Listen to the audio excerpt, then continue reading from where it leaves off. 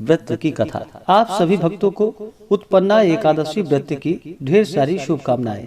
आप सभी के जीवन में भगवान विष्णु माता लक्ष्मी की कृपा से आप सभी को सभी प्रकार के सुख और समृद्धि की प्राप्ति हो। जो भी सच्ची श्रद्धा के साथ नियम और निष्ठा के साथ उत्पन्ना एकादशी का व्रत करते हैं, भगवान विष्णु माता लक्ष्मी माता एकादशी का पूजन करते हैं, कथा श्रवण करते हैं, व्रत में नियमों का पालन करते हैं, तो इस व्रत के प्रभाव से व्यक्ति के सभी प्रकार के पापों का नाश होता है तथा अश्वमेध यज्ञ के बराबर पुण्य फलों की प्राप्ति होती है।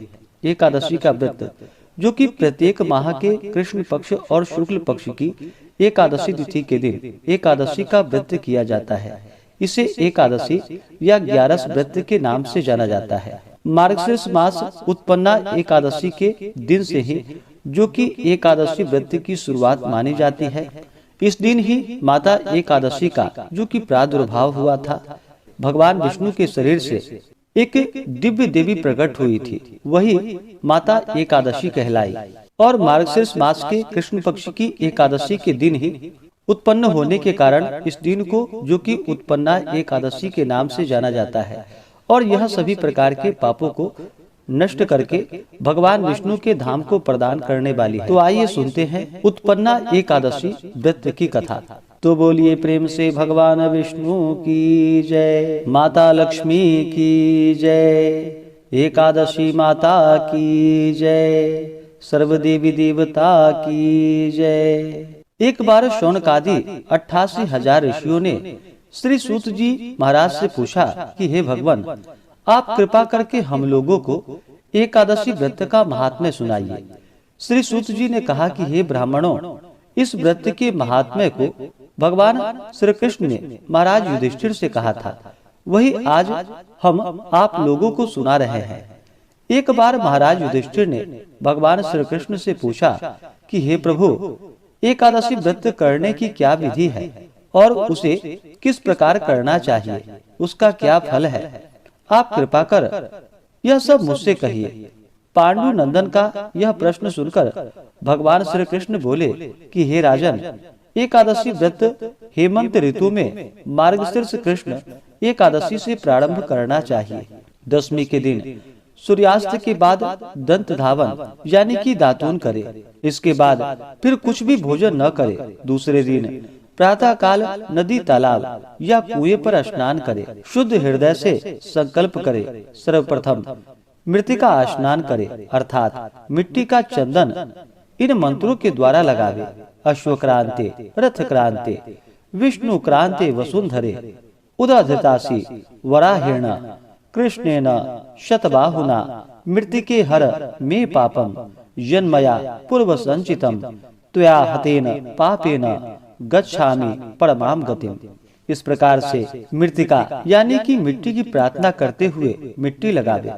तत्पश्चात स्नान कर व्रती पुरुष संकल्प करे और इस प्रकार कहे कि चोर, पाखंडी, मिथ्यावादी, अपवादी, देव द्विज निंदक, अगम्यगामी, दुराचारी, पराया धन हरणे एवं देव द्रव्य चुराने वाले पुरुषों का न तो आज मैं दर्शन करूंगा और न ही संभाषण उनसे करूंगा, और कदाचित ऐसा अवसर आ भी जाए तो उपरोक्त वर्णित दुष्टों का दर्शन या संभाषण करना पड़े। इस पाप के नाश के लिए सूर्य का दर्शन करे। स्नान करने के पश्चात धूप, दीप एवं नैवेद्य अर्पण कर भगवान का पूजन करे। इन कार्यों के करने में भक्ति दृढ़ एवं अविचल होनी चाहिए। रात में निद्रा एवं मैथुन का त्याग करे और नृत्य, गीता देकर रात्रि में जागरण करे। श्रद्धा भक्ति से परिपूर्ण हो, ब्राह्मणों को दान दक्षिणा दे और उनको प्रणाम कर अपनी भूलों के लिए उनसे क्षमा याचना करे। धार्मिक सज्जनों के लिए शुक्ल पक्ष एवं कृष्ण पक्ष की दोनों ही एकादशियां समान एवं पुण्यप्रद है। अस्तु जो भक्तजन नियम अनुसार दोनों एकादशियों का व्रत करते हैं, उसको जो पुण्य फल मिलता है, शुद्ध तीर्थ में स्नान कर भगवान का दर्शन करने का पुण्य फल उसके 16वें अंश के समान भी नहीं होता। व्यतिपात योग में संक्रांति में सूर्य एवं चंद्र ग्रहण के समय में कुरुक्षेत्र में स्नान करने का जो फल होता है वह एकादशी के व्रत करने वालों को अनायास ही प्राप्त हो जाता है, अथवा अश्वमेध यज्ञ करने से 100 गुना अधिक पुण्य फल प्राप्त होता है। 1000 तपस्वियों को 7000 वर्ष भोजन कराने का धर्म पुण्य प्राप्त होता है।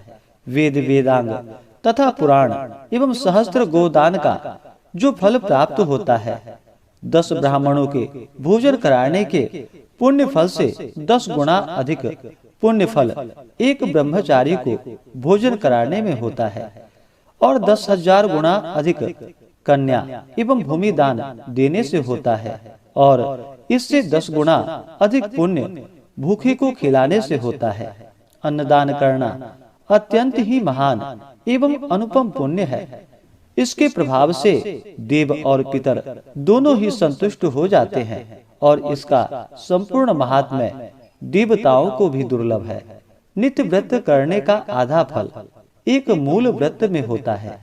तीर्थ करना तभी तक महत्व का है, दान एवं नियम भी तभी तक पुण्यप्रद है जब तक एकादशी का व्रत न किया गया हो।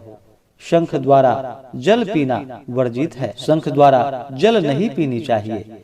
मछली एवं मांस भी नहीं खाना चाहिए। 1000 यज्ञ भी एकादशी की बराबरी नहीं कर सकती। इस प्रकार भगवान के कहने पर पांडु नंदन ने पूछा कि हे जनार्दन, आप इस व्रत को इतना सम्मान देते हैं और इसके फल को इतना महान बतलाते हैं, ऐसा क्यों? इसका क्या कारण है? अर्जुन का ऐसा प्रश्न सुनकर भगवान श्री कृष्ण ने कहा कि हे पांडुनंदन, सतयुग में एक मूर नामक महाबलवान दैत्य हुआ। उसने समस्त देवताओं को मारकर देवलोक से भगा दिया। देवराज इंद्र मूर के डर से इधर उधर मारे फिरने लगे। अंत में महान दुख से पीड़ित हो सब देवताओं को साथ लेकर भगवान शंकर के यहाँ कैलाश पर्वत पर जाकर उनकी अनेकों प्रकार से विनय कर अपनी दुख गाथा उन्हें सुनाई और कहा कि हे प्रभु, अब कृपा कर ऐसा कोई उपाय बतलाइए जिससे देवताओं सहित मैं इस महान विपत्ति से मुक्त हो पाऊं। देवराज इंद्र की ऐसी बातें सुनकर भगवान शंकर ने कहा कि हे देवराज, आपको भगवान विष्णु की शरण में जाना चाहिए, क्योंकि वही सबके संकटों को हरने वाले हैं। भूतपति भगवान शंकर की ऐसी वाणी को सुनकर देवराज इंद्र देवताओं सहित भगवान विष्णु के लोक को गए। वहां जाकर क्या देखते हैं कि भगवान विष्णु शंख चक्र गदा पद्म धारण किए हुए शेष शैया पर शयन कर रहे हैं और श्री लक्ष्मी जी उनकी चरण सेवा कर रही हैं। ऐसे भगवान वासुदेव को अवलोकन कर इंद्र महान आनंदित हुए और देवताओं सहित नतमस्तक होकर स्तुति करने लगे कि हे देवादिदेव, आपको नमस्कार है। हे दैत्य विनाशक मधुसूदन पुंडरीकाक्ष, हम लोगों पर दया कीजिए। हे प्रभु, दैत्यों के भय से भयभीत हो ये समस्त देवता मेरे साथ आपकी शरण में आए हैं। इनकी रक्षा कीजिए, इन्हें अभय कीजिए, क्योंकि आप ही जगदाधर जगत को उत्पन्न करने वाले, पालने वाले एवं संहार करने वाले हैं तथा गौ द्विज और देवों के हितकारी हैं। हे प्रभु, क्षिति जल पावक गगन और शमीर सब आप ही हैं, क्योंकि आप ही संसार के रचयिता हैं। कहने का तात्पर्य यह है कि समस्त विश्व सर्वव्यापक निर्गुण एवं सगुण आप ही हैं। आपके इच्छा बिना एक पत्ता भी नहीं हिल सकता। भगवान, आप घट घट व्यापी, अनादि, अगम्य एवं अतुलित बलशाली हैं। आप अशरण शरण दीन हितकारी हैं। आप अनाथों के नाथ, सदैव अपने भक्तों के साथ हैं। हे भगवान, अब आपके बिना हमें त्राण देने वाला और कोई नहीं है। त्राहिमाम त्राहिमाम त्राहिमाम, रक्षा करो।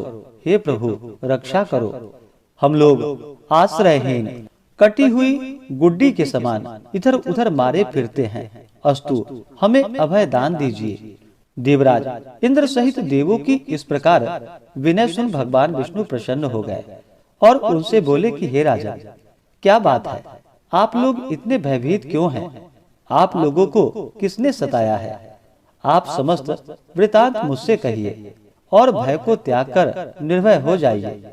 भगवान विष्णु को सदैव देख देवराज इस प्रकार कहने लगे कि भगवान, पूर्व काल में ब्रह्म वंशोत्पन्न एक नाड़ी जंग नामक महाबलशाली दैत्य था।